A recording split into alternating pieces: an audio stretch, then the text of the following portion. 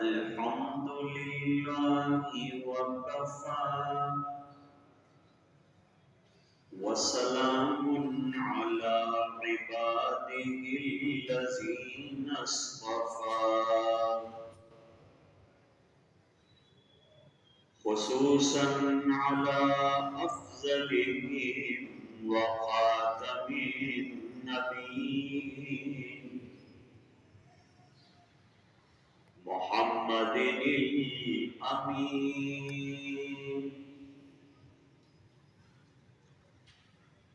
وعلى آله وصحبه أجمعين.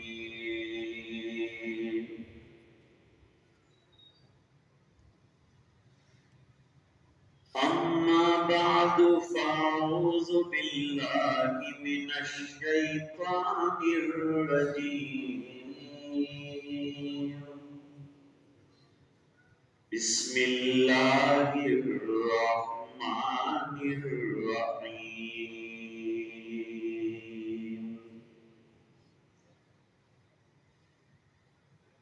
إلا تنصروه فقد نصره الله إذ أخرجه الذين كفروا ثاني اثنين إذ هما في الغار إذ يقول لصاحبه لا تحزن إن الله معنا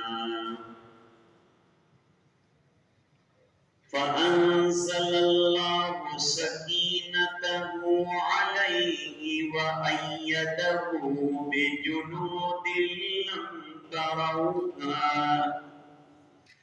وجعل كلمة الذين كفروا السفلى وكلمة الله هي العليا والله عزيز حكيم.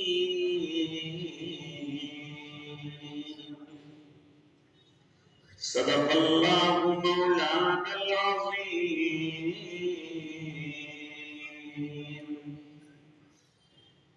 اللهم صل على سيدنا محمد وعلى آل سيدنا محمد وبارك وسلم.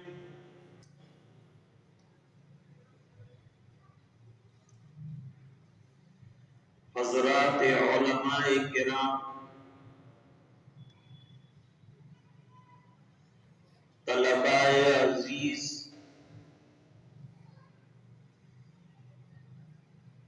بزرگان دین، حاضرین مجلس،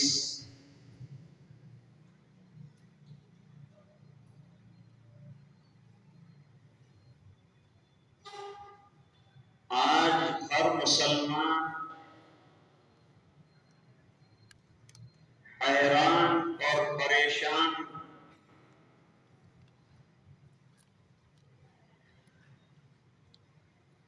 اور سب کی زبان پر ایک ہی شکوہ اور شکایت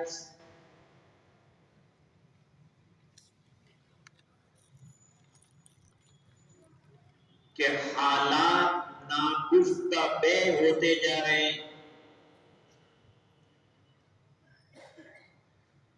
ہم دعائیں بھی کر رہے ہیں کہ حالات سازگار ہو جائیں،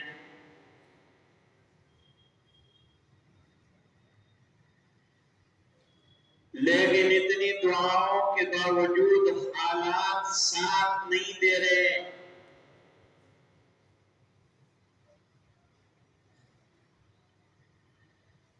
بلکہ امتحان کا سلسلہ بڑھتا جا رہا.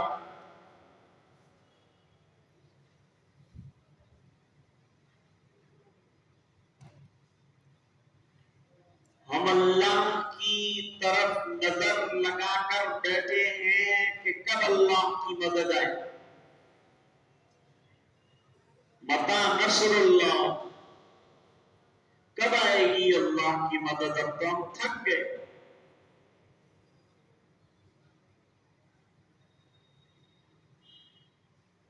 حضرات انبیاء علیہ السلام پر اس سے زیادہ سخت حالات جتنے ہم پر ہیں. صحابہ کرام پر اس سے زیادہ سخت حالات آئے جتنے ہم پر ہیں. صحابہ کرام کم تھے، ہم زیادہ ہیں.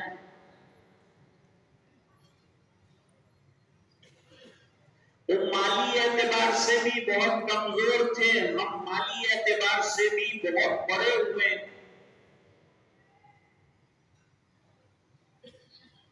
تعداد ہماری زیادہ، مال ہمارے پاس زیادہ، پھر کیا وجہ ہے پریشانی کی؟ ہمارے حالات مکے والوں کے جو حالات ایسے مکی حالات. نبی کریم صلی اللہ علیہ وسلم نے فرمایا شد البلاء الانبیاء ثم الامثل فالامثل. سب سے زیادہ آزمائشیں حضرات انبیاء علیہ السلام کی ہوئی ہیں، پھر درجہ بدرجہ، رتبہ برتبہ. تو مسلمانوں کے لیے امتحان کا آنا تو طے ہے.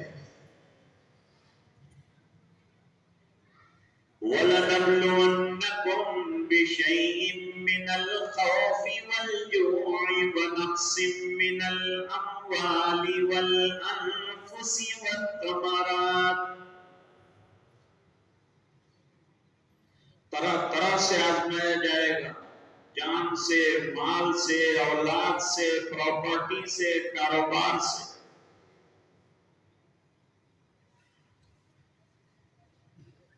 لیکن اللہ فرماتے ہیں وَبَشِّرِ الصَّابِرِينَ، جو صبر کرنے والے ہیں ان کو بس بشارت سنا دی.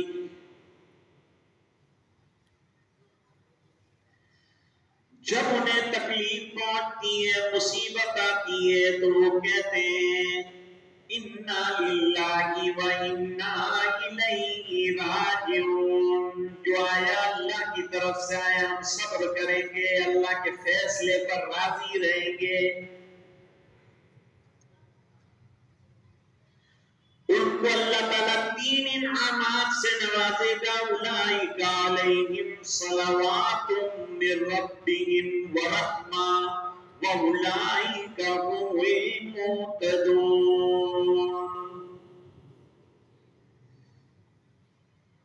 صبر کے معنی حالات آئیں تو بے قرار ہونے کے بجائے اللہ کے فیصلوں پر راضی ہونا اور مڑ کر دیکھنا کہ کہیں اللہ کے احکام ہم سے ٹوٹ تو نہیں رہے. اللہ کے احکام کے پورا ہونے پر اللہ کی مدد کا آنا قرآن کریم میں بیان فرمایا.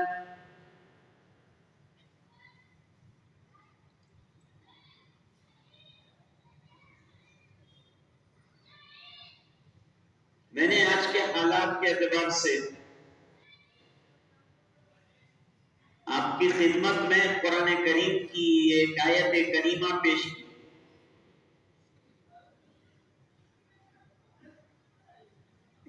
لیکن اس سے پہلے 2 واقعات آپ کی خدمت میں رکھوں.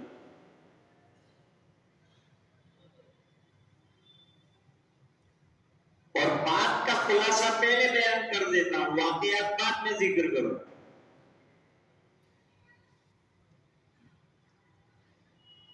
اللہ کی مدد کب آئے گی؟ اللہ کی مدد جب اللہ کے احکام پورے ہوں گے اور اللہ کے فرامین پر 100% عمل ہو جائے گا تو اللہ کی مدد آئے گی.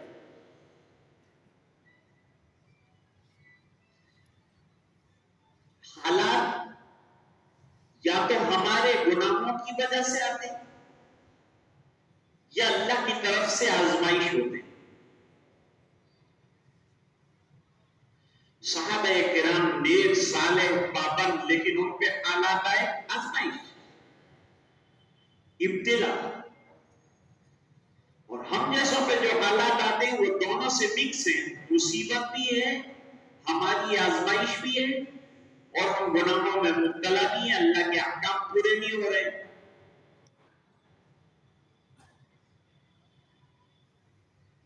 نبی کریم صلی اللہ علیہ وسلم کا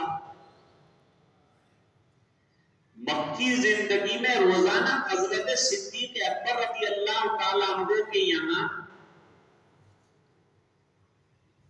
گھر پر جانے کا معمول تھا. لیکن عرب میں دوپہر کے وقت لوگ نہیں جاتے کسی کے یہاں، یا تو صبح میں جاتے ہیں یا شام کو جاتے ہیں. شام ٹھنڈا پہر ہے، صبح میں بھی ٹھنڈک ہوتی.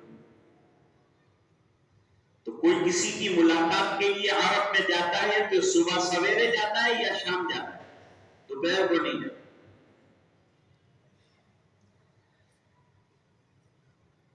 اور آپ صلی اللہ علیہ وسلم نے حضرت ابو بکر کو اپنا منہ بولا بھائی بنایا.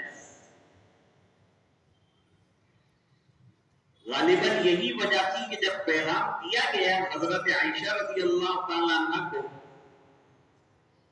جو حضرت ابو بکر رضی اللہ تعالیٰ عنہ کی صاحبزادی، تو ابو بکر رضی اللہ تعالیٰ عنہ کو پسو پیش اس وجہ سے رہا کہ منہ بولا بھائی یعنی حقیقی بھائی کی بیٹی سے شادی ہو سکتی ہے. حضور نے فرمایا منہ بولا بھائی اور حقیقی بھائی دونوں میں فرق ہے، لہذا یہ رسم بد کو توڑنے کے لیے نکاح کرنا ہے. تو حضرت عائشہ رضی اللہ تعالیٰ عنہ کو پیغام دیا اور حضرت ابو بکر نے بہت خوش دلی کے ساتھ قبول کی. 6 سال کی عمر، 9 سال میں رخصتی ہوئی. اور عام طور پر اتنی عمر کے اندر وہاں رخصتی ہوتی تھی کیونکہ عرب کی غذائیں ایسی ہیں کہ کم عمر میں اٹھان زیادہ ہو جائے.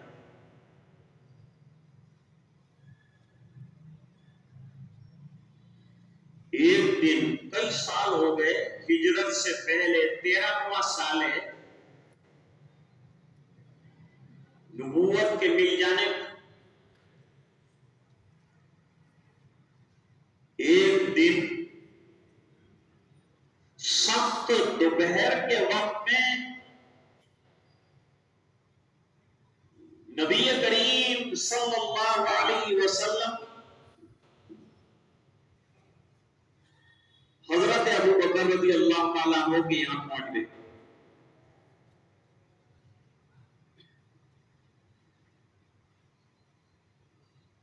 صدیق اکبر کو بھی تعجب ہوا کہ اس وقت حضور آتے نہیں، کوئی خاص بات ہے.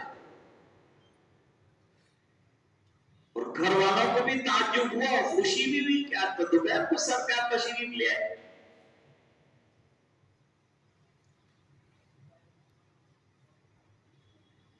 حضور نے فرمایا کہ گھر میں کوئی غیر تو نہیں. حضرت ابو بکر رضی اللہ عنہ نے عرض کیا کوئی غیر نہیں، گھر کے اور فیملی کے سب لوگ.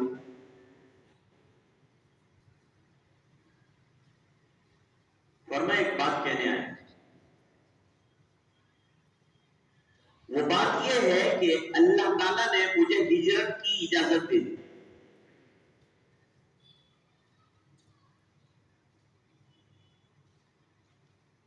حضرت صدیق اکبر رضی اللہ تعالیٰ عنہ نے عرض کیا حضور میرا کیا ہوگا؟ فرمایا تم کو بھی چلنے کی اجازت اللہ نے دے دی. میں نے تمہیں پہلے ہجرت کرنے سے روکا تھا، میرے ساتھ چلنے کی اجازت دے دی. رفیق سفر رہو گے تم ابو بکر میرے، تیاری کرو. یہ تو وطن چھوڑنے کا مسئلہ ہے، جائیداد چھوڑنے کا مسئلہ ہے، بیوی بچوں کو چھوڑنے کا مسئلہ ہے، کوئی خوشی کی بات نہیں. لیکن آقا کے ساتھ جانا امریکہ ہونا بہت بڑی نعمت ہے. اس بنا پر خوشی کا اظہار کیا. حضرت ابو بکر رضی اللہ تعالیٰ عنہ نے ان کے گھر والوں تیاری ہو گئی، 2 سواریاں مل گئی. رات ہوئی، گھر سے حضور پاک صلی اللہ علیہ وسلم پہروں کے بیچ میں نکلے، لمبا واقعہ ہے، اور نکلنے کے بعد سیدھے حضرت ابو بکر رضی اللہ تعالیٰ عنہ سے ملاقات کرتے ہوئے دونوں حضرات غار ثور میں پہنچ گئے۔ یہ مدینے کے راستے پر آتی ہے غار ثور۔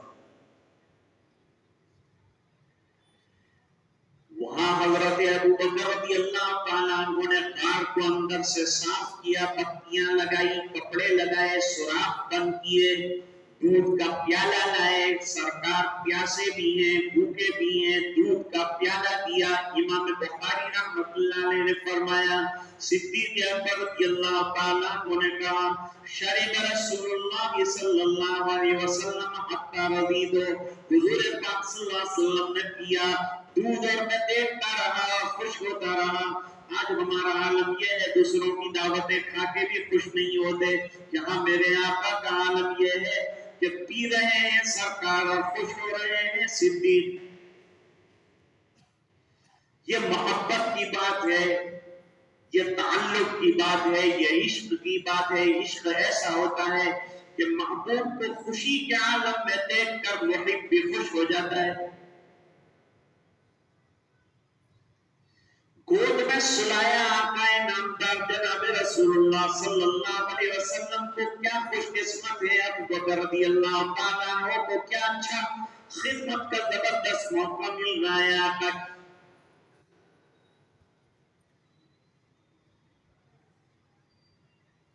سوتے نہیں ہیں، جیسے آپ لوگوں میں سے زیادہ تر لوگ ابھی سو نہیں رہے،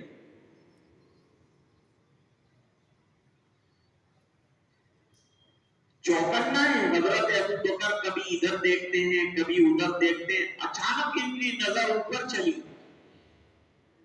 اوپر پہاڑ، ادھر مکے والوں کا اعلان ہے کہ جو دونوں کی خبر لے کر آئے گا اور بتا دے گا اس کو 100 اونٹوں کا انعام ملے گا۔ 100 اونٹوں کے لالچی اوپر گھوم رہے ہیں اور ابو بکر نیچے ہیں اور سرکار بھی نیچے ہیں۔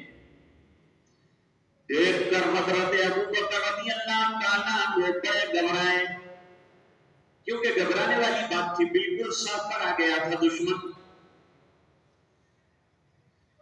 اور روایتوں میں ہے کہ ابو بکر رضی اللہ تعالیٰ عنہ جب گھبرائے تو حضور جاگے، کیا بات ہے پریشانی کی؟ جواب دیا کہ حضور وہ لوگ جو 100 اونٹوں کی تلاش میں اور انعام کی جستجو میں ہمیں ڈھونڈنے کے لیے نکلے ہیں، بالکل ہمارے سر پر آ گئے، اور سر پر بھی ایسے آئے ہیں کہ خالی اپنے قدموں پر دیکھیں گے تو فوراً ہم کو دیکھ لیں، اور جب ہم کو دیکھ لیں گے تو ان کا تو کام ہو جائے گا۔ مجھے تو میری فکر نہیں، مجھے تو آپ کی فکر ہے، کیونکہ آپ کے ذمے پورے عالم کو دین کا پیغام پہنچانا ہے اور تبلیغ دین کرنا ہے، پورے عالم کو دین کا پیغام دینا ہے، اس پر آنچ نہ آ جائے، اس میں کوئی فرق نہ پڑ جائے، مجھے یہ فکر ہے، دامنگیر ہے۔ حضور پاک صلی اللہ علیہ وسلم نے فرمایا، آنکھیں بھی اللہ کے قبضے میں ہیں، دل بھی اللہ کے قبضے میں، جیسے کہ امام بیچارہ متولیوں کے قبضے میں۔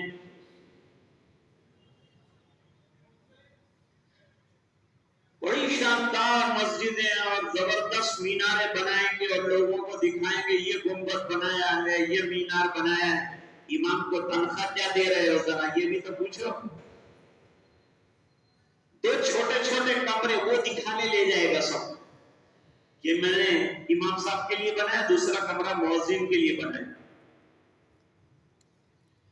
میں نیوزی لینڈ گیا تھا تو وہاں چرچ دیکھا، چرچ میں بہترین زبردست 2 فلیٹ تو پادریوں کو ملے تھے اور 4 پارکنگ کی جگہ ملی تھی اور 2 گاڑیاں ملی تھی، اور تنخواہ کی تو بات ہی مت پوچھو۔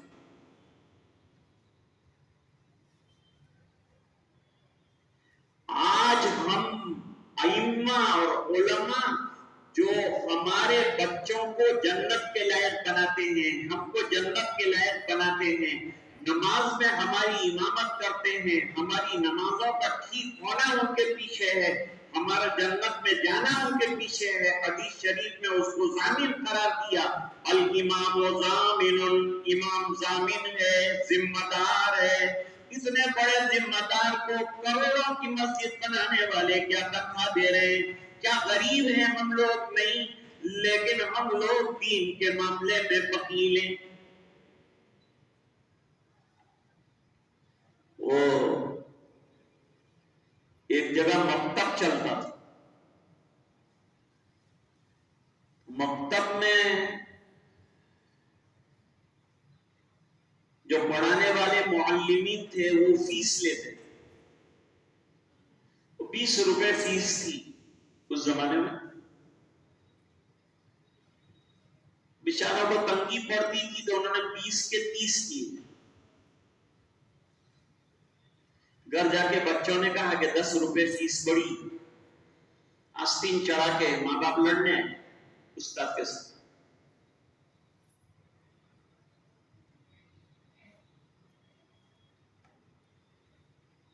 کیا تم امید شاہ ہو؟ 10 روپے بڑھا دیے، تم کو کوئی پوچھنے والا نہیں؟ مولانا نے کہا ہوا کیا؟ تم نے 10 روپے کس کو پوچھ کے بڑھائے؟ بھائی 10,000 نہیں بڑھائے، خالی 10 روپے بڑھائے۔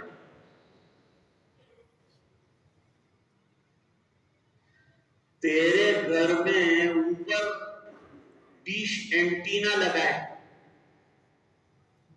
شیطان کا مرکز، اس کے اندر سے ایک کالا وائر جاتا ہے، ایک سفید وائر جاتا ہے۔ کالا وائر تو گورنمنٹ کا ہے، سفید وائر کیبل والے کا۔ کیبل والے کو کتنا دیتا ہے؟ 300، اور وہ کبھی 400 کہتا ہے کہ یہ مہینے میں 400۔ تو ہاتھ جوڑ کے کہتا ہے 400 لے لینا، لیکن میرا کیبل بند مت کر۔ 400 روپے کیبل کے لیے خرچ کرنے والا مسلمان اپنے بچے کے لیے 10 روپے نہیں دے سکتا۔ بتاؤ یہ عالم ہے۔ ہم لوگ کہتے ہیں اللہ کی مدد نہیں آتی، اللہ کی مدد نہیں آتی، تو اللہ کی مدد کے راستے تو ہم نے بند کر رکھے ہیں۔ یہ علماء سے دعائیں کرو نا، تو علماء دعا کب دیں گے؟ جب ان کو فل پیسہ دو۔ 6 کروڑ کی مسجد بنائی اور 6,000 روپے دینے کے بھاری پڑتے۔ وہ برونائی کا شیخ لندن آیا، پورا ہوائی جہاز وزیروں کا لے کے آیا، اور ہوائی جہاز میں جتنے وزیر تھے تمام کو شاپنگ کروائی، اور ہر ایک نے کئی کروڑ کی ہیروٹس کے اندر سے شاپنگ کی، اور اس کا بل اکیلے برونائی کے شیخ نے چکایا۔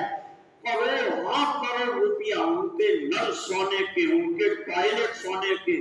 یہ سب کہاں سے پیسہ آتا ہے؟ یہ پیسہ یہ بیچارے علماء کو دو، مسجدوں میں دو، یہ ہمارے پڑھانے والے معلمین کو عطا کرو۔ کیا تکلیف ہے ہم کو؟ نبی کریم صلی اللہ علیہ وسلم نے فرمایا فتنۃ امتی المال، میری امت کا فتنہ غریبی نہیں ہے، مال ہے۔ مال اتنا آئے گا تمہارے پاس کہ وہ تمہیں آزمائش میں اور ابتلا میں اور پریشانیوں میں ڈال دے گا۔ غربت کا ڈر نہیں ہے۔ نبی کریم صلی اللہ علیہ وسلم نے فرمایا ارے امتیوں سرکار کے نکالو، جیب خالی کرو، دو اللہ کے راستے میں، اور یقین رکھو کہ دینے والے کو دینے والا کون بڑا ہے؟ اللہ دے گا، خوب عطا کرے گا۔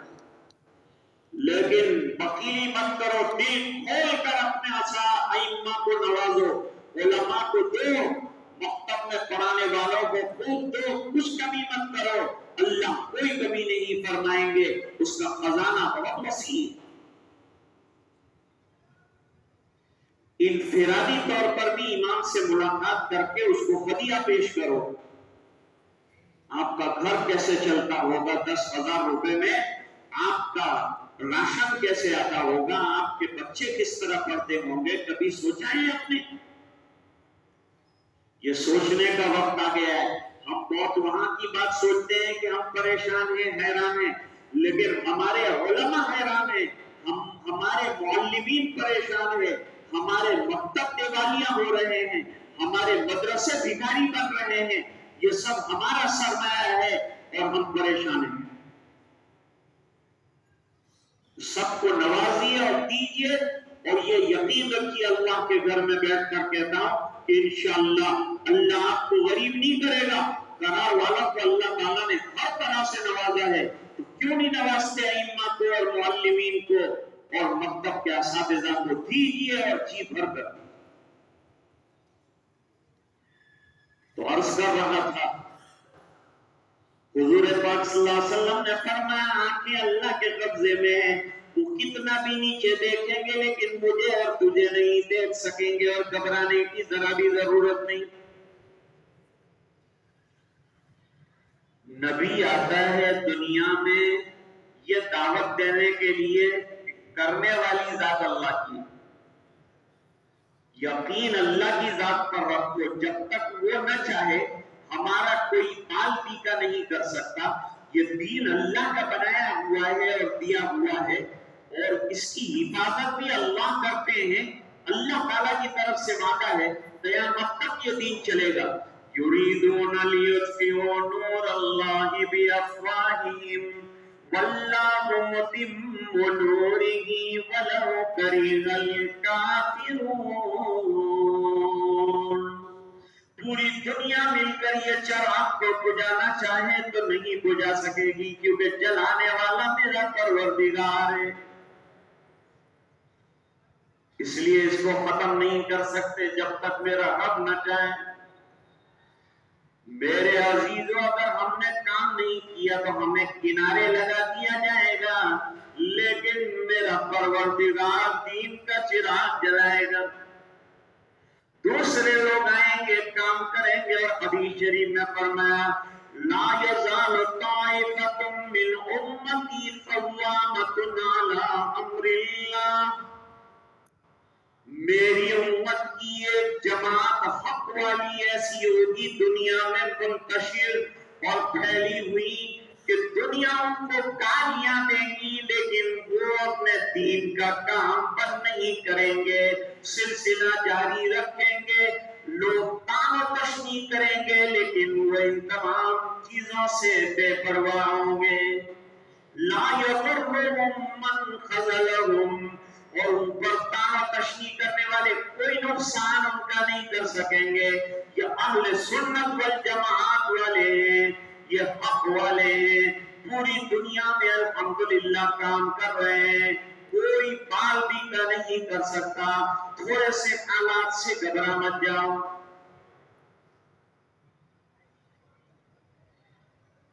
نبی دین کی یہ دعوت دیتا ہے کہ اللہ کرتے ہیں، اللہ پہ یقین، اللہ پہ بھروسہ۔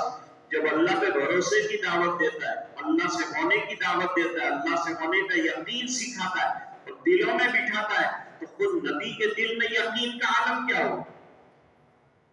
اس کا یقین کس پیمانہ کا ہوگا؟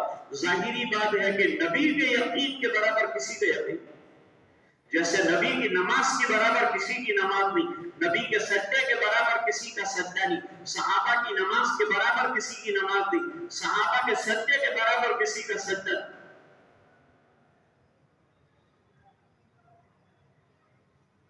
ہم ہوتے تو کتنے پیشے ہو جاتے کہ اوپر سے دشمن دیکھ رہا ہے، پکڑ لیں گے، گرفتار کریں گے، آگے کا کیا حال ہوگا۔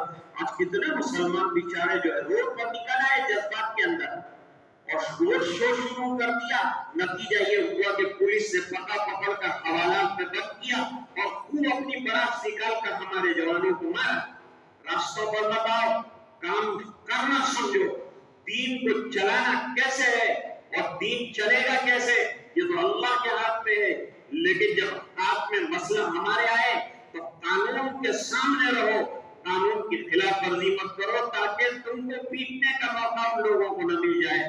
نوجوانوں سے میری خاص گزارش ہے کہ جذباتی نہ بنے، کنٹرول میں رہیں، اپنے آپ کو کنٹرول میں رکھیں۔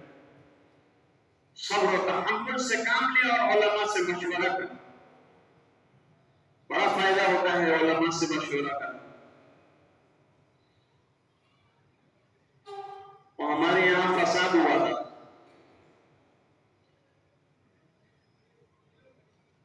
کچھ غیر ادھر سے آئے, کچھ ادھر سے آئے, کچھ حالات بگڑے تو نوجوانوں کو کچھ لوگوں نے اکسایا. اللہ تعالیٰ نے ان کی رگوں میں جوان خون دیا ہے, تو بھائی دین کی کوئی توہین کرے تو مسلمان آپ کی توہین برداشت کر سکتا ہے, لیکن رسول اللہ کی توہین برداشت نہیں کر سکتا. جذبات میں آ گئے, جذبات میں آ کے علماء کے پاس آئے کہ تم آپ کو مروا ڈالو گے, وہ لوگ آ جائیں گے, مار ڈالیں گے, وہاں تک کیا کرو گے؟ تم ان کو بٹھا رکھو گے گھر میں, اجازت دے دو. تم نہیں دیتے تو ہم نکل جاتے ہیں. علماء نے کہا ہمیں تو اجازت نہ دی آتا, ہم تو اجازت نہیں دیتے, تم کو نکلنا ہو تو نکل جاؤ.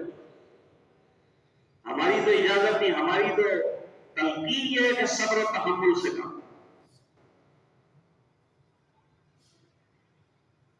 تو وہ نہیں مانے, پتھر لے کر نکل گئے. 2-4 پتھر پھینکے, پولیس والوں نے 2 گولیاں فائرنگ کی, ایک کے پیر میں لگی, ایک کے ہاتھ میں لگی, دونوں اسپتال گئے. میں دیکھنے گیا اسپتال میں, میں نے کہا کیسا بیٹا آپ کب سے اپنا شروع کرتے ہیں جہاد؟ کہ نہیں مولانا تم نے کہا تھا وہ بات کرا.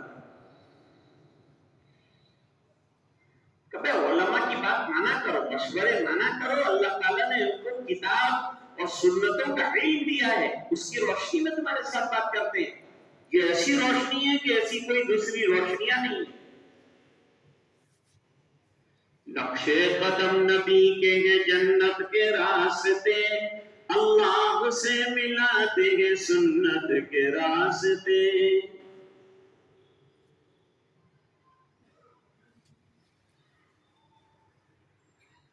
اتنا زبردست ایمان ہوتا ہے نبی, بے چینی ذرا بھی نہیں. ہم لوگ آج کل بے چین ہو جاتے, بے چینی بھی ہوئی. یہی چیز میں دکھلانا چاہتا ہوں. ایک سفر میں تھے نبی کریم صلی اللہ علیہ وسلم,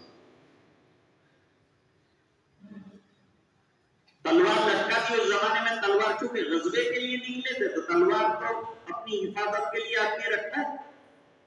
میں کوئی آپ کی مسجد میں بیٹھ کر تلوار بازی کرنے کی بات نہیں کرتا, میں تو قربانی اور مجاہدہ اور برداشت کرنے کی بات کرتا ہوں. تلواریں ہم نے چلائی نہیں, تلواریں ہم نے کھائی, برداشت کیا. اخلاق کی تلوار والے, لوہے کی تلوار والے نہیں ہیں. سرکار نے تلوار ایک کنارے پر رکھ دی, درخت کے ساتھ شاخ کے ساتھ لٹکا دی, آرام کرنے کے لیے لیٹ گئے. تھکان بہت زیادہ تھی, صحابہ کرام بھی منتشر ہو گئے. روایت امام بخاری رحمۃ اللہ علیہ نے بیان فرمائی. تھوڑی دیر کے بعد کوئی دشمن منتظر تھا حضور کا, اس نے تلوار لے لی اور حضور کو جگایا. اور جگانے کے بعد حدیث میں الفاظ ہیں, اس نے یہ پوچھا من یمنعک منی, میری اس تلوار سے تمہیں اب کون بچا سکتا ہے؟ ہم ہوتے تو بے قرار ہو جاتے, بے چین ہو جاتے, لیکن نبی دنیا کو ایمان اور اللہ کے علاوہ کوئی کچھ نہیں کر سکتا یہ سکھانے کے لیے آتا ہے.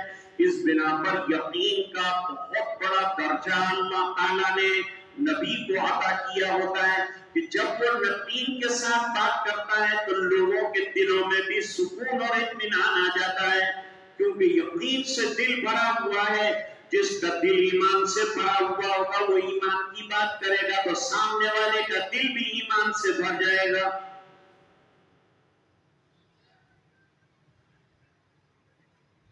تلوار ہاتھ میں ہے, حضور لیٹے, لیٹا ہوا آدمی کچھ کر نہیں سکتا. ابھی جب میری حاضری ہوئی تو وہاں آفس میں لے, وہاں ایک بستر بچھایا تھا اور تکیہ تھا. میں نے کہا بیان کرنے کے لیے بلائے کہ سونے کے لیے بلائے؟ پھر انہوں نے کہا کہ نہیں, خالی پانی پینی, ملاقات کرنی اور پھر بیان. حضور آرام سے لیٹے ہوئے ہیں. آدمی لیٹا ہو تو بے بس ہوتا ہے, کچھ کر نہیں سکتا. آدمی بیٹھا ہو, کھڑا ہو تو کوئی نقل و حرکت بھی کر سکتا ہے. لیکن یہاں تو کوئی نقل و حرکت کرنے کا بھی سوال پیدا نہیں، بالکل لیٹے اور سر پہ تلوار، اور دشمن ہے اور جانی دشمن ہے اور قاتل ہے۔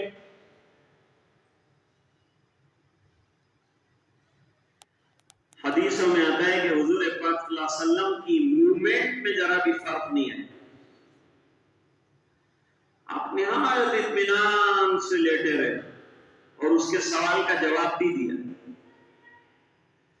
من یمنعک منی، حضور پاک صلی اللہ علیہ وسلم نے فرمایا اللہ، یہ یقین پیدا کرو اپنے اندر کہ کرنے والے اللہ ہیں، اللہ ہی سے ہوتا ہے۔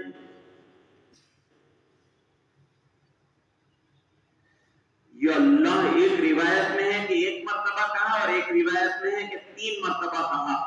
اس یقین سے بھرا ہوا اللہ کہا ہے کہ اس کے ہاتھ سے تلوار چھوٹی۔ حضور کے پاس کچھ بھی نہیں ہے لیکن اللہ سے ہونے کا یقین ہے، اس یقین نے اس کی تلوار چھوڑا۔ حضور نے وہی تلوار آہستہ سے لے لی اور اب اس کو پوچھا کہ من یمنعک منی، اب یہ بتا کہ تجھے کون بچائے گا، تو اللہ کو مانتا بھی نہیں ہے، 313 اور 360 بتوں کو مانتا ہے، نمبر لگا انگیج ملے گا۔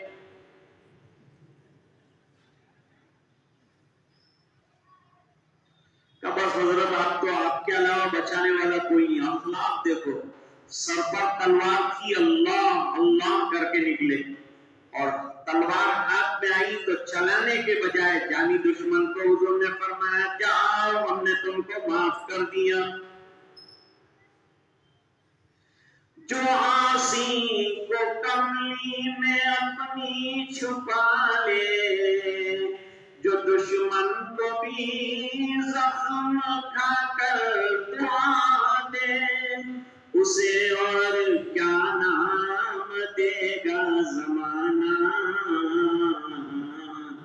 وہ رحمت نہیں ہے تو پھر اور کیا ہے۔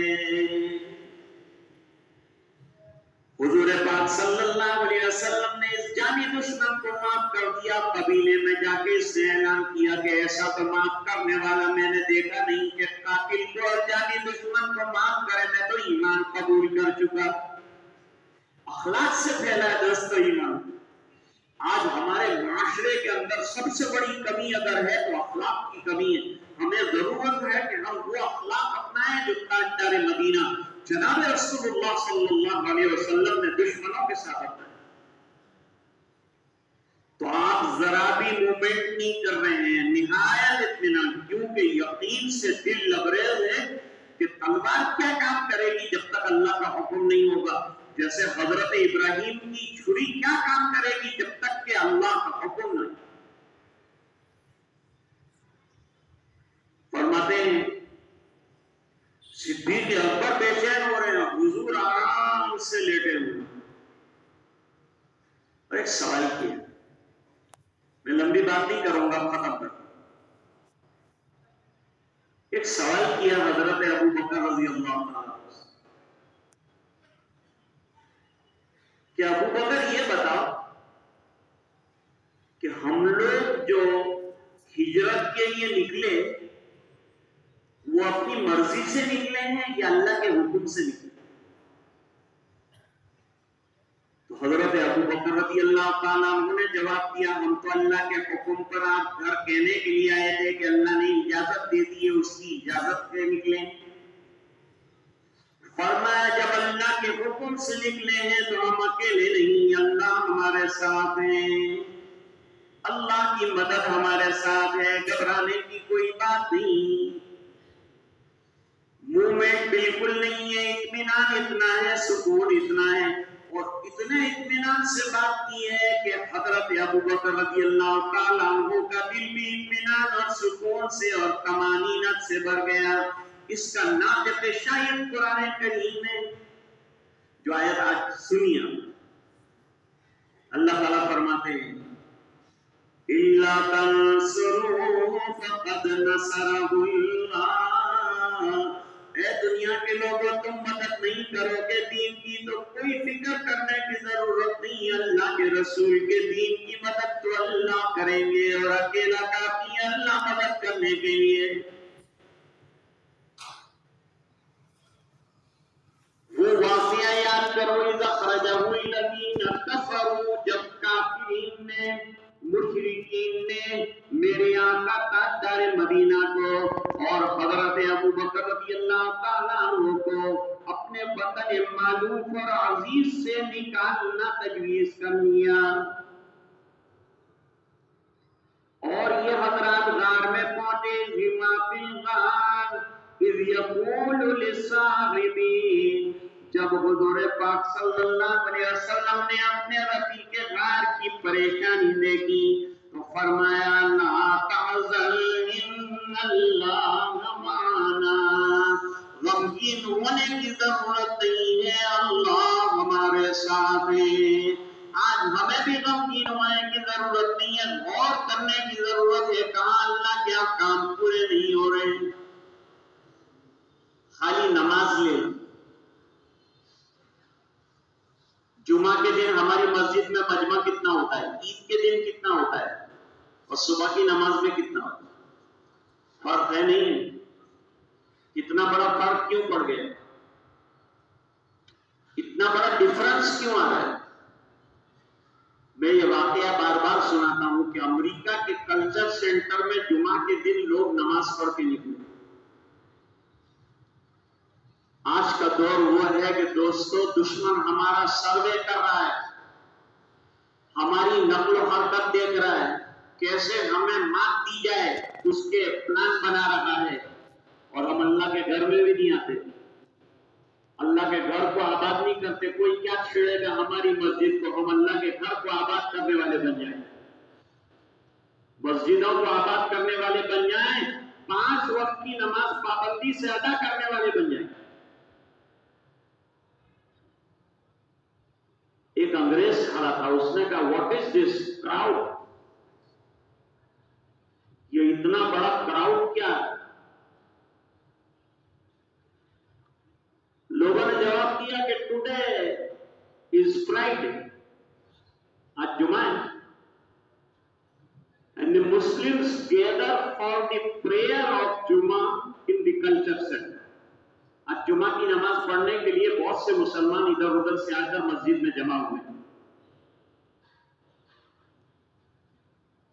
اس نے کہا well, very nice, but I want to ask one question۔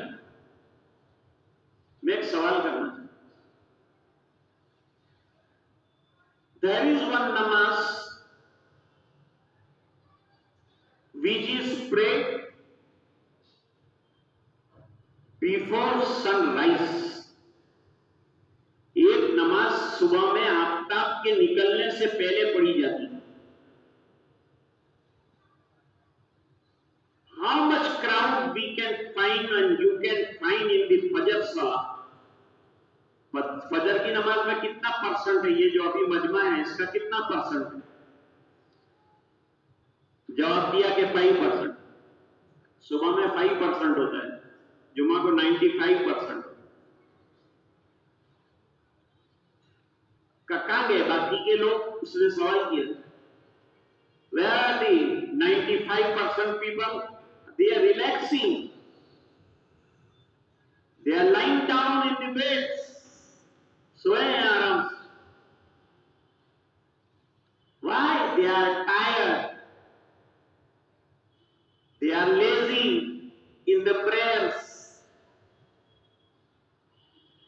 جب عبادتوں کا مزاج ختم ہوتا ہے تو عبادت گاہیں بک جاتی ہے۔ انگلینڈ کے اندر اور امریکہ کے اندر جب عیسائیوں نے عبادت چھوڑی تو چرچ بک گئے اور مسلمانوں نے خریدے اور وہ نمازیں پڑھ رہے۔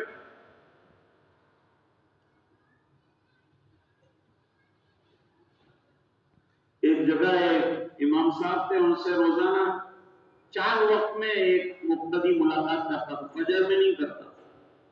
مسجدوں کے الگ الگ نام ہوتے ہیں، کسی کا کیا نام، کسی کا کیا نام۔ وہ امام صاحب بیچارے بولے والے تھے، ایک دن انہوں نے پوچھ لیا کہ بھئی فجر کی نماز آپ کہاں پڑھتے ہیں؟ انہوں نے کہا بستر والی میں پڑھو۔ کہا یہ کہاں ہے؟ کہا یہ میرے گھر میں.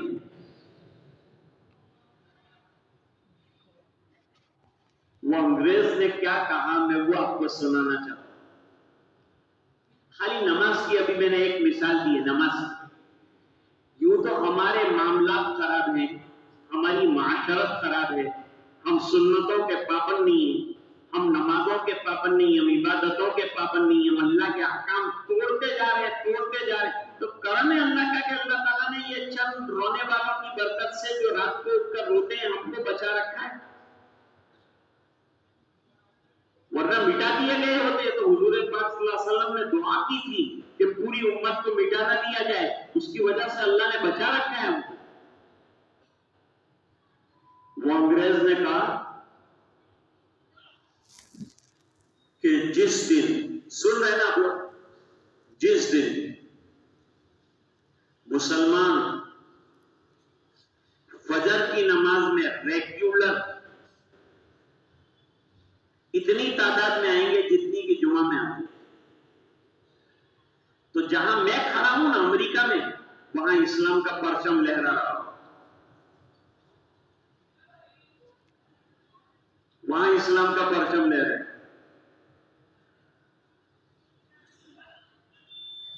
بہت کام کرنا ہے دوستوں، وقت فرصت ہے کہاں، کام ابھی باقی ہے، نور توحید کا اتمام ابھی باقی ہے، سبق پھر پر صداقت کا، شجاعت کا، عدالت کا، لیا جائے گا تجھ سے کام دنیا کی امامت کا.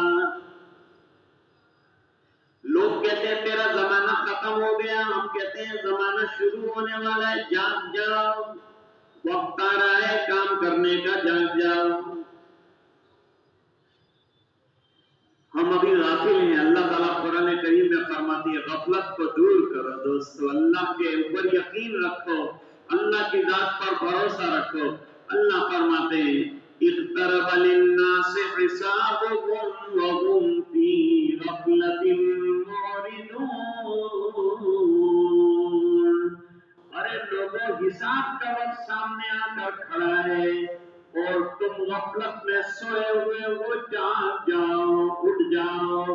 دو واقعات میں نے آپ کی خدمت میں اللہ کے یقین کے پیش کیے، دین کی بقا کے پیش کیے، اور نئی بات کرنے کی ضرورت تھی. پہلے کے واقعات سے روشنی حاصل کیجیے. لوگ کہتے ہیں مولانا کب تک یہ پرانی باتیں کرتے رہو گے، یہ کچھ نئی سناؤ، نیا زمانہ، کچھ نیا دین لاؤ، کچھ نئی نئی باتیں لاؤ.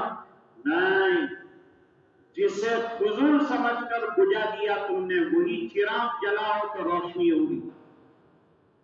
وہی دین ہے. یہ دین قیامت تک چلنے کے لیے آیا ہے.